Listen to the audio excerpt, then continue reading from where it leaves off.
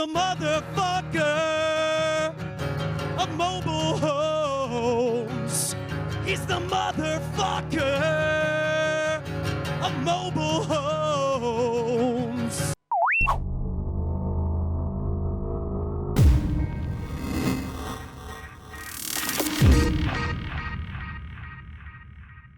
So the next speaker, his name is Corey Thompson. Do we know who Corey Thompson is? Anyone know who Corey Thompson is? Yes? Yes? Good. Well, if you don't, you're about to.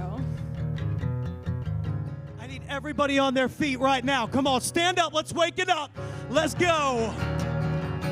So when I was a broke bar performer, making a couple $100 a night, I got a call from a man from Texas. And he said, we're going to take it all the way. That man is here today. I need everybody to clap their hands with me. Come on. Clap it up. He's the motherfucker of mobile homes.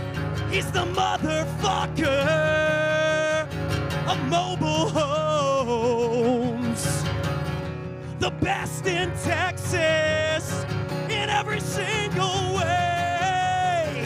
Fire your guru, hire up neck to real estate. He's the motherfucker of mobile homes. He's the motherfucker of mobile homes. Give it up for Corey Thompson!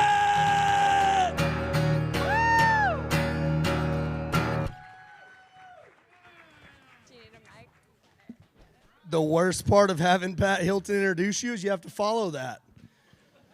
Pat Hilton Live, people, is it? Pat, where can people find you? Follow me on the gram at Pat Hilton Live. Thank you, Pat. I got to click forward. Where do I point it? Right here?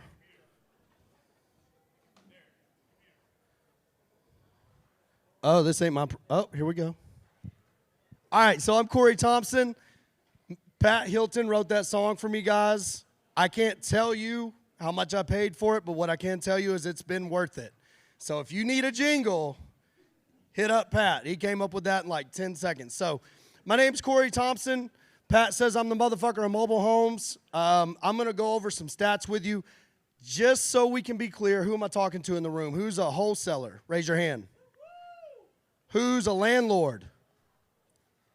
Who's a fix and flipper? I am too when I'm at the bar trying to get laid. Did I already say landlord? Who's a landlord? We got some landlords in the house, guys. So what I want to tell you is we've never wholesaled deals. We've never done it. We skipped that step. When I got laid off in the oil field in 2015, I had a little bit of coin saved up, and we went immediately to buying houses. Everything I had heard at that point in time was nothing. I went to one event like this. They explained what hard money lending was. We went out and bought 3 houses. That was it. We had $100,000 in inventory, didn't know what we were doing, and the only way I pulled comps was my buddy Brandon had bought one house and sold it in his life, and he sold it for $75,000, and I was like, okay, if he sold that one for $75,000, I can get $60,000 for this one. And that was it. That was all the comps we had.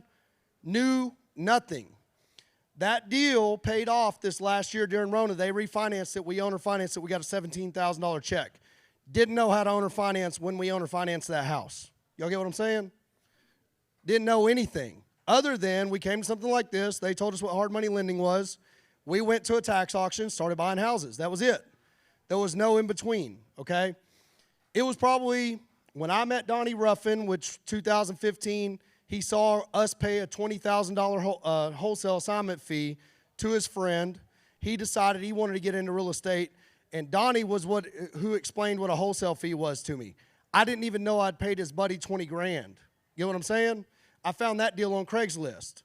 Like I was like 6 or 7 deals in before we ever knew this part of real estate existed, okay? So we got started. We got off to a hot start. We tried flipping houses, okay? There's money in it. There's a guy that's over here in a cowboy hat, Ryan Jackson. He's very good at it. I'm not. I figured that out on that deal I bought from Donnie's buddy. they said, hey, it's going to cost this much to fix it. I was like, well, I ain't got that. What are we going to do? Let's just list it as is. We listed it as is, made 27 grand on the deal, and then didn't come back to that model until 4 years later. Like literally bought it, listed it, made money, didn't repeat. That's probably the biggest mistake all of y'all are making. Y'all all know how to make money, but you're not repeating it. You're chasing shiny objects. So let me see what we got for a slide. I want y'all to give Caitlin, she's not here, but she might be watching. Caitlin made this for us. Ryan's like, hey, do you got slides? I'm like, no. He's like, you need them. And we're driving up here, and I'm like, well, what could I get slides about? So Caitlin put together these slides while we were driving up here. So she did a very good job. She put my picture on there. It's kind of goofy, but whatever. This is our flipping business, P&L. Who in here knows what a P&L is? Great. This is our flipping business, P&L. So it's got 2019, 2020, 2021. Who up here on the stage tonight has put their P&L year-to-date on the fucking screen? Me. Why won't anybody else show you what they're making?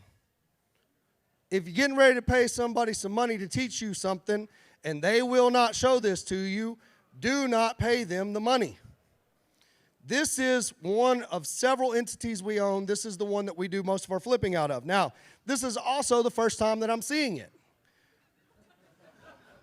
So we'll all go over it together.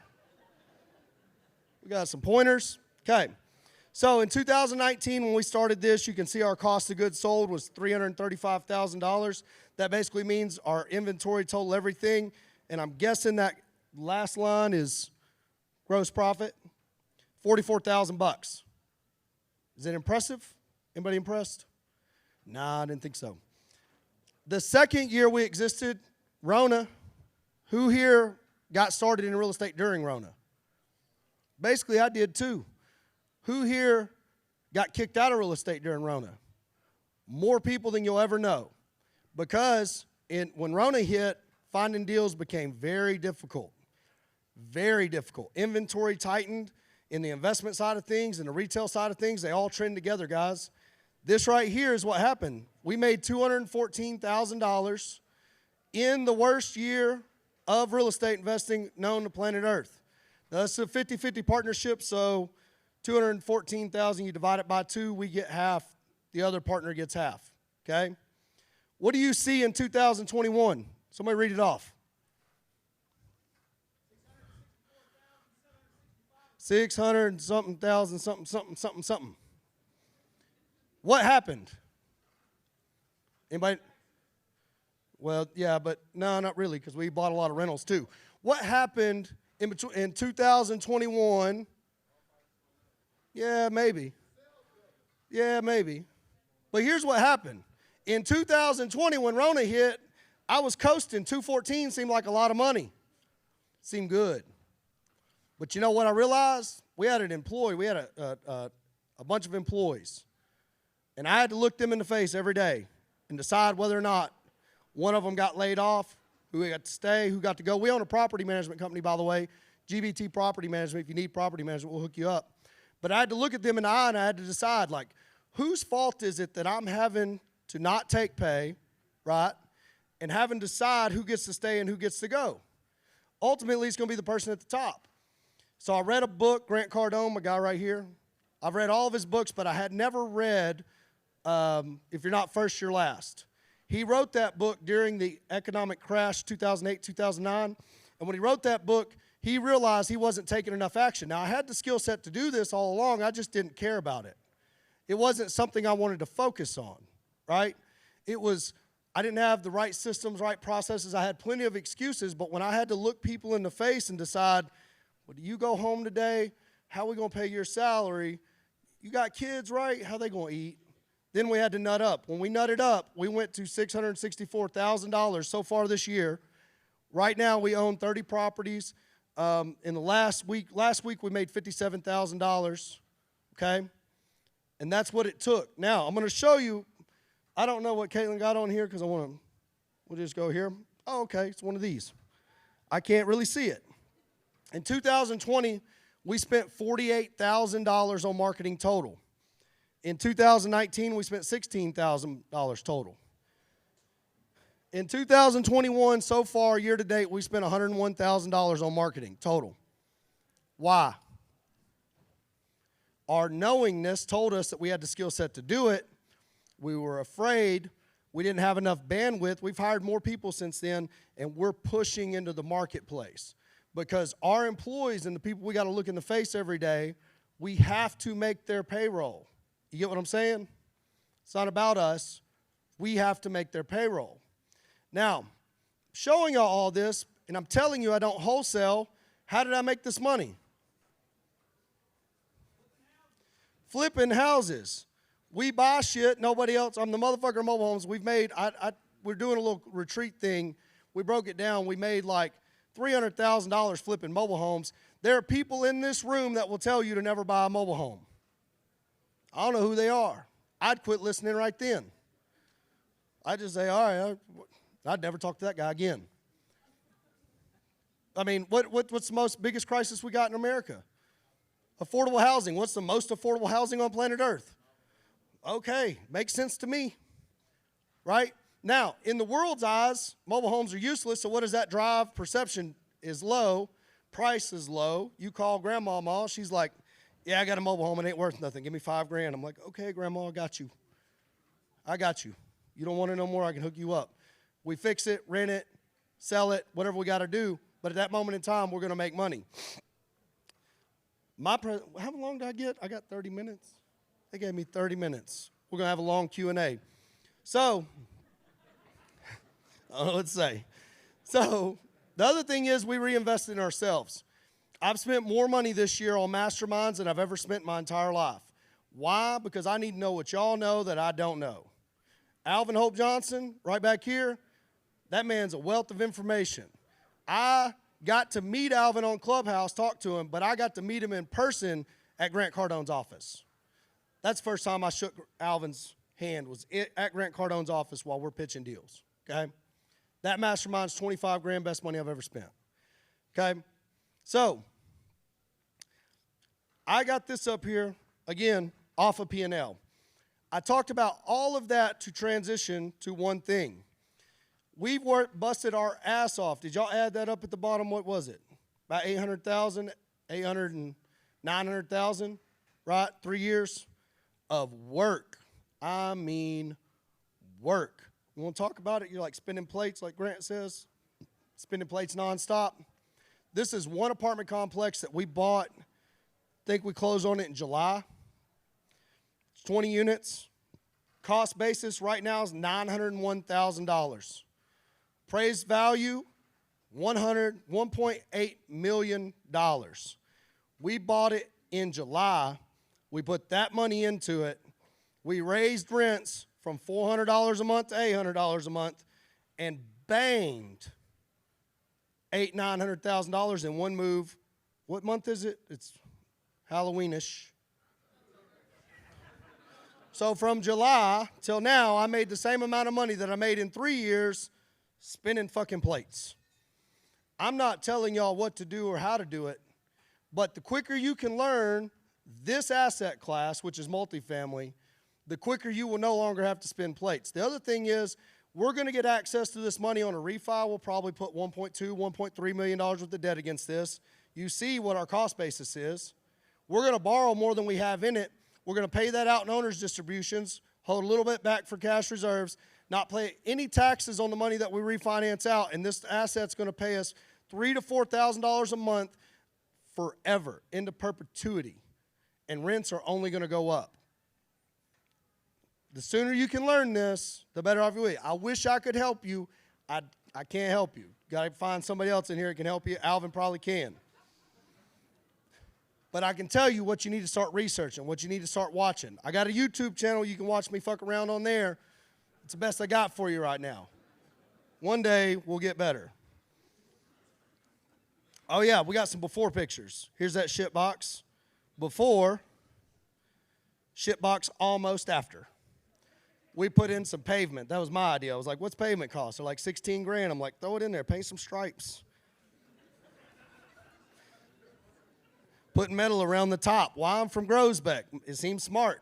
It actually saved us money on insurance. Anybody know what a 6-cap investment, what $1 of money earned or saved adds value to on a 6-cap investment? Braxton, you want to shout that out? I don't know the number.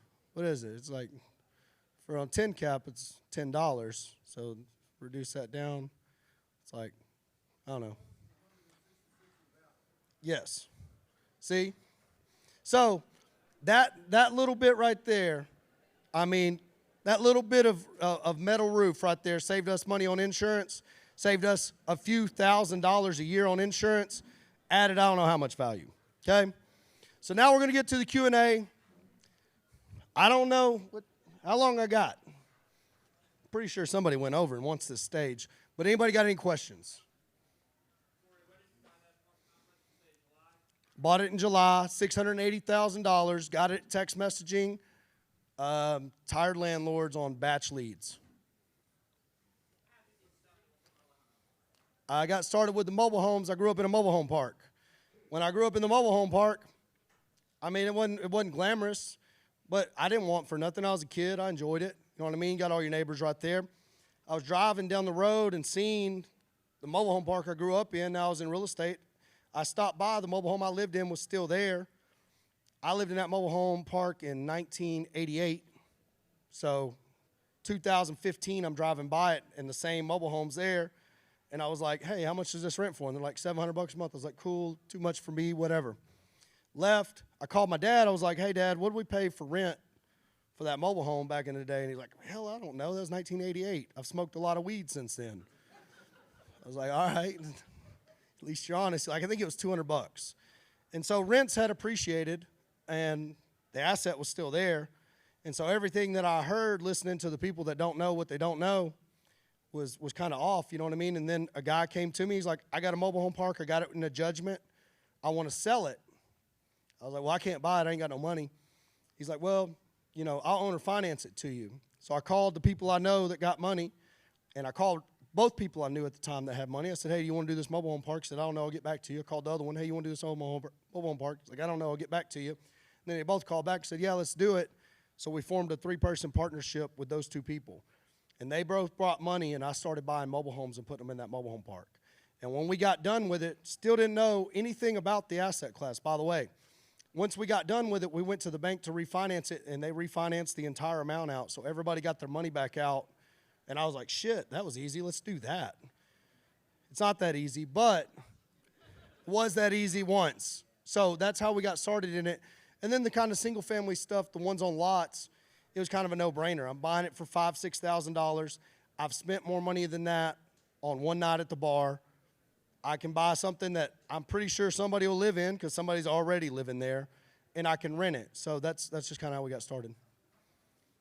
Any other questions?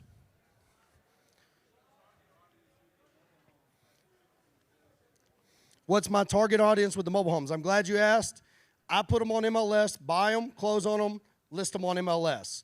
The target audience, we offer owner financing on all of them simply because if somebody comes in with a big enough down payment, we will owner finance it. But once we originate that note, we list it on a website called PaperStack and sell it. So our target audience is anybody that needs that asset class. Most of the time, it's another investor buying it from us. The one that we're selling next week for $99,000 on land that we bought for $60,000 is going to an investor. So it's an investor buying it for his portfolio. Yes, sir. Yeah, I got plenty of tips for negotiating. So you're negotiating. How much do you want for the property? I want X number of dollars. Okay, I can give you half of X number of dollars. Stare at them.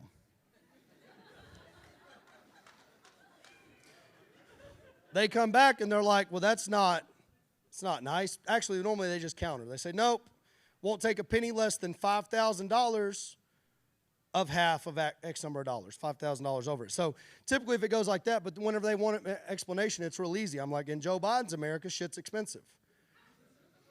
That means I'm going to put a tenant in here.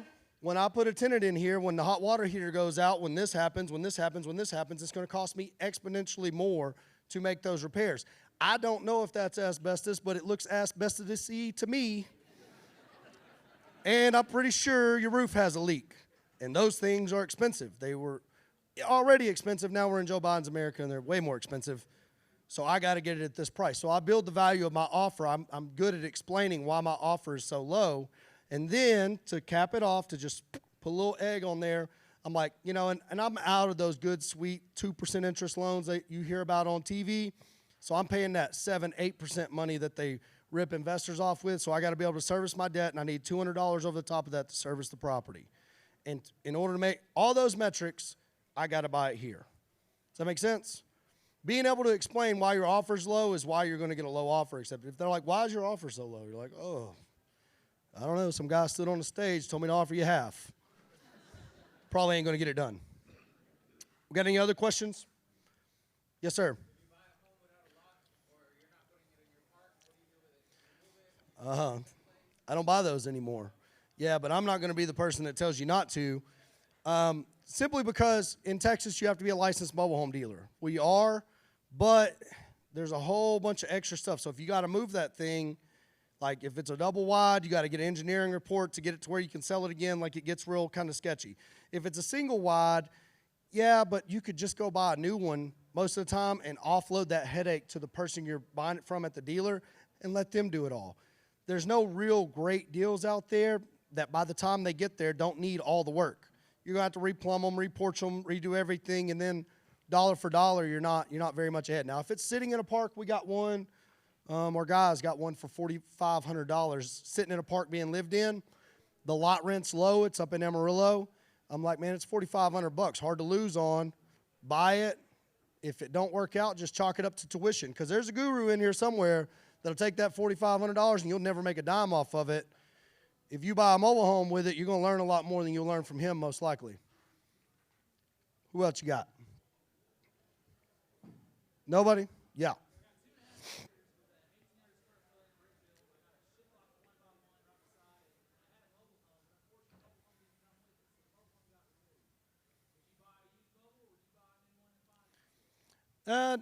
What are the restrictions? So, I mean, I would maybe buy a used one, depending on what the price point is. Once you get up above about $15,000 for any used mobile home, it sounds like a deal, but at $15,000, you're really pushing on the threshold where you can get a new one and not have to worry about any of that extra shit, okay? And the new one comes with a 2-year warranty. So if it's $15,000 or less and it's in good condition, I'd probably roll the dice on a used one. If it's $15,000 or more, you're at the threshold where you can get a good used one from a dealer or, a discounted unit or whatever from a dealer and just be done with it, because they're going to have to go out, hook it up, tie it down, do all the bullshit. When you're managing mobile home movers, I've had mobile home movers put them in, not tie them down when we get them inspected. I don't know how to tie down a mobile home. They're like, you got to tie it down before we'll sign off on it. I'm like, bro, I don't even know what you're talking about. And then you start trying to call people to tie them down. There's no people that'll just come tie down your mobile home. They'll be like, I don't know what you're talking about either. I didn't move it there. I'm not tying it down. So it becomes kind of difficult. So I like offloading all that these days. But if it's less than 15 grand, I might roll the dice. Yes. How do I what? In what? I don't necessarily create urgency, but whenever I'm negotiating, okay, so I'm one-on-one negotiating with somebody, and they're like, okay, so I make my offer, and they're like, I got to mull it over. I got a husband I got to talk to. And I'm like, well, if your husband's like mine, thank you, then you probably already know what he's going to say. What do you think his objection is going to be? Our timeline for closing or the price? Well, I think he's really going to be upset about the price. What do you think he's going to want for it? I think he's going to want $2,000 more. Now you know that's her objection, not his. I'll be like, look, I can do the $2,000 more, but I need you to sign right now. Here's the deal. I'm going to look at multiple properties today, and I only got so much cash. So the first people to take my offers are going to be the ones that I'm going to have to roll with. If you call me back in a day, I might not have as much money, and my offer could only go down then. Takes time out of the equation without making a bad guy. What else? Here we go. Which one? We've owned 10 of them. 2017, we bought our first one. So the first one, a guy got a judgment. The second one we found in Willis, Texas. I don't remember if it was on MLS or not. Got a call from somebody like that seen me at one of these things and said, I got one that's getting repoed in the fucking Panhandle. And me and Ryan Jackson rode up there and contracted it in his grandfather's truck. Just didn't even know. I don't think it's the right contract to this day. We kept them, but then when Rona hit, we got a little scared and started selling shit. And when we realized it was selling, we're like, wait a second, why are they buying? There's way too many buyers buying our junk. Maybe we should keep some of it. So, yeah, so we still own 1, 2, we still own 3. Somebody fact check me. 5, we still own 5. I don't chase them. They chase me. They chase me. Like I get tagged on 47 mobile home parks a day. I mean, look, you want to sell me a mobile home park? Oh, okay, yeah. But I'm buying at 12 cap and above. So, yeah, we'll get there. Like, look, I get into the asset class that nobody else wants to. So I buy the ones on septic. I buy the one. Developing, I hadn't solved that riddle in my head yet. Every time I think about it, it's like the devil tempting me. I'm like, ooh, I can do this. I got all the skill set. I can do it. And then we became licensed mobile home dealers to do that. And now we can't get a manufacturer to take us on because they don't have any inventory. They can't create any inventory. So we're kind of stuck there. But we do have a $600,000 credit line with 21st Mortgage when we get ready to go. And next year I'll be telling you how I failed or made it. Hopefully made it. Yeah. Oh, sorry.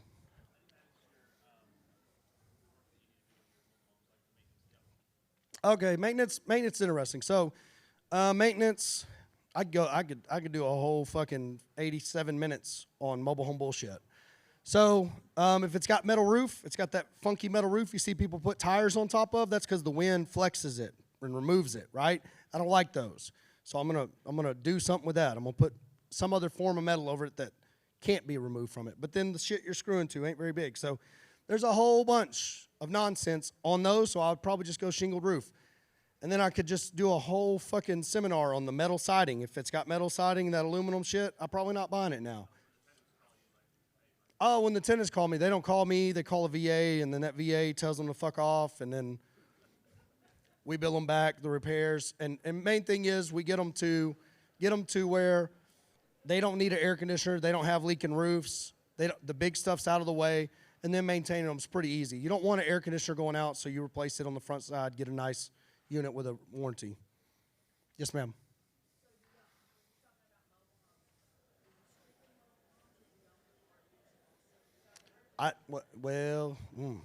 RVs. Listen, it's the holy grail. I get it.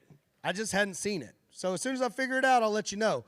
I bought RV parks. I can never quite make them make money. Now, what I like is an RV park that's got cabins or something that provides stability. The other thing about RV parks in Texas, I don't know about the rest, and this ain't legal advice. There's attorneys in the room, please. Whatever disclaimer, that's it. But Texas Comptroller will come after your ass 5 years after you realize you made the mistake of offering weekly or nightly rentals, and you've never had a person pull in and go, you know what, I want this place for the weekend. So you've never had it. You've been making your money on monthly rentals, but they come to you and they're like, hey, where's all that sales tax?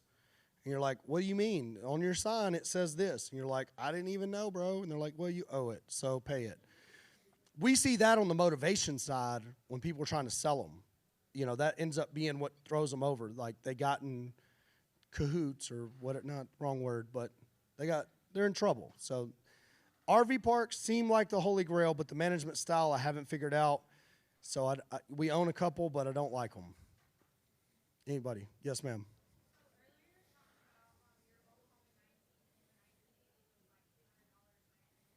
Yep.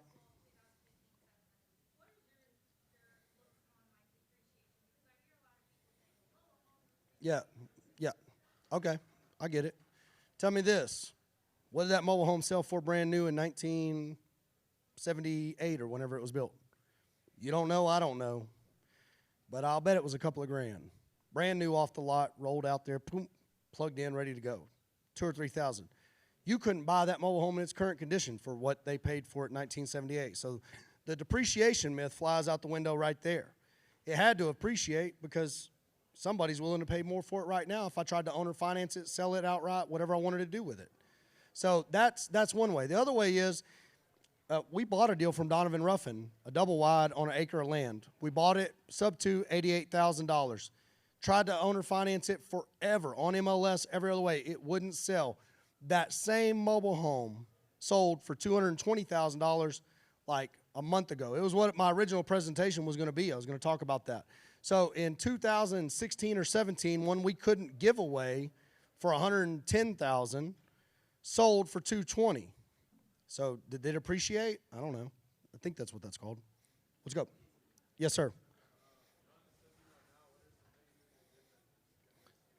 A lot of things I do different. I don't know. Like whenever I think about my journey, I enjoyed it. So if I enjoyed it and I worked hard at it and I learned from it, it's really hard for me to regret anything. You know what I mean? But, you know, I would have probably just done more faster when I knew I could do more. You know what I mean? I wouldn't have let all the excuses get in the way. I would have just done more because I could. Not doing more when I could cost us, you know, a lot of time, energy, and effort. If I'd attacked with the same intensity as I did this year, all the years, man, we'd be in a whole different stratosphere and done bigger deals sooner. Yes, sir. Yeah, it fluctuates because, what is it? FISBA something? There's Scott Horn's in here somewhere. He'll tell you. There's a max you can charge. So it's 8.5% or 8% over your wrap mortgage. If you're on a wrap mortgage, it's 8% over whatever that number is. It's 6%. I don't know. It's legal advice. But 10% is normally under that. We've gotten 11% before, but interest rates were higher. So our average is somewhere between 10 and 11%. Now, mobile homes, that's personal property. You can go all the way to usury on it. So, yep. Where do I buy? Texas. Whole damn state. Anybody? Yes, sir. What, the fat girls in real estate? Oh, man. So, the pregnant emoji. I put it out there a lot. It's on my YouTube a lot. Everybody's like, what you calling girls fat? And I'm like, no, I'm not calling girls fat. Like, I love fat girls. Why would I care? You know what I mean? That's the get her done emoji. And then I sponsored this event but didn't come. And I was arguing with somebody, and I said, I'm just going to make the subject line, Fat Girls in Real Estate, and send out an email. And our open rate was something like 54% with like a 7% click crew. It was fucking insane. I was like, that's it. It's going on a shirt. So that was it. That's what it is. Now, what was the other question? Best lead sources, we stack list. We're doing text marketing. I can't tell you whether or not that's good or bad. We just got enough data to actually hire cold callers. So if you don't have a lot of money to hire data, to buy data, cold callers are not going to be your friend. And so we do a little bit of everything, but we have a bunch of systems that we kind of tie together in a Frankenstein kind of way and talk to the same people over and over and over again. And, you know, eventually they domino. Employees is hard because we got a big maintenance staff, but we have 6 that work in our office full time. We have the maintenance staff that's outside. We got one guy that does lead gen and acquisitions. We're about to hire another girl to help him out. So, I mean, not a very big team. Anybody? We done? We good. Oh, I'm done. Thank y'all. I got a Facebook group called Roughneck to Real Estate. I'd appreciate it if y'all jump in there. Thank y'all.